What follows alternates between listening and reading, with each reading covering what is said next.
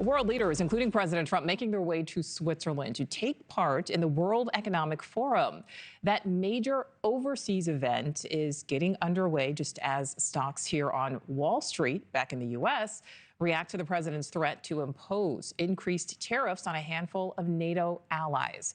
As the U.S. and Europe are butting heads over Trump's desire to take over Greenland, that backdrop adding tension to the gathering in Davos as the Kingdom of Denmark, which allows Greenland to operate as an autonomous territory, as well as other members of the European Union, are forcefully pushing back against Trump's goal. The president has been hyper-focused on this, posting on the topic again just this morning, saying, quote, Denmark and its European allies have to do the right thing.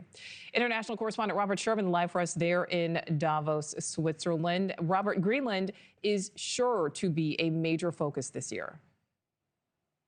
I mean, it seems as though it's the thing that everybody is talking about right now. Is this anticipation is building, awaiting President Trump's arrival out here in Switzerland. And right now, Europe is trying to circle the wagons as much as possible, especially with all this back and forth that has been ongoing between these European nations and the U.S. over Greenland. You have these European leaders talking about the possibility of retaliatory tariffs, if necessary, after the president threatened the use of more tariff action on these 8 European nations who started to move troops over to Greenland in recent days. Today, they're saying that they're prepared to stand their ground and be unified. Our response must be to remain calm, hold our ground, and act in unity. Tariff threats will not pressure Denmark into handing over Greenland.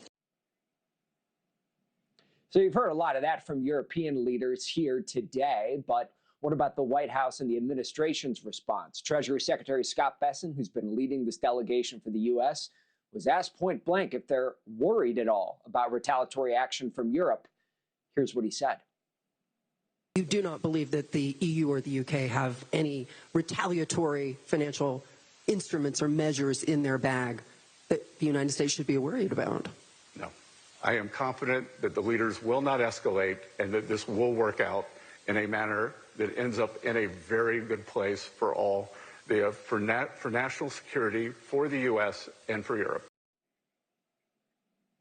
As it so happens, the mantra of this event is a spirit of dialogue, and many here are hoping that dialogue does end up prevailing and there are constructive talks between the U.S. and Europe, and this does not end up expanding into a back and forth of retaliatory tariff actions. Nichole. Yeah, we certainly hope not. Robert, we know the president wants to meet global CEOs while he's there in Davos. What can we expect with that?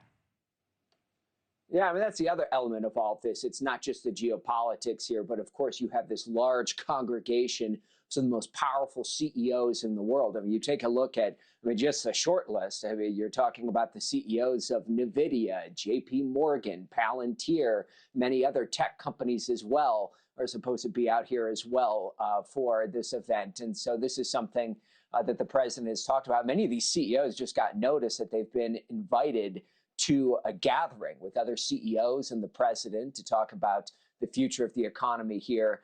Certainly an eyebrow raiser for many of them as to what exactly is going to come out of all these meetings here. Nichole. Yeah, a lot of people with that same question. All right, Robert, thank you. Thank you for watching. Subscribe below and download our NewsNation app right now on your phone, and you will get fact-based, unbiased news for all Americans.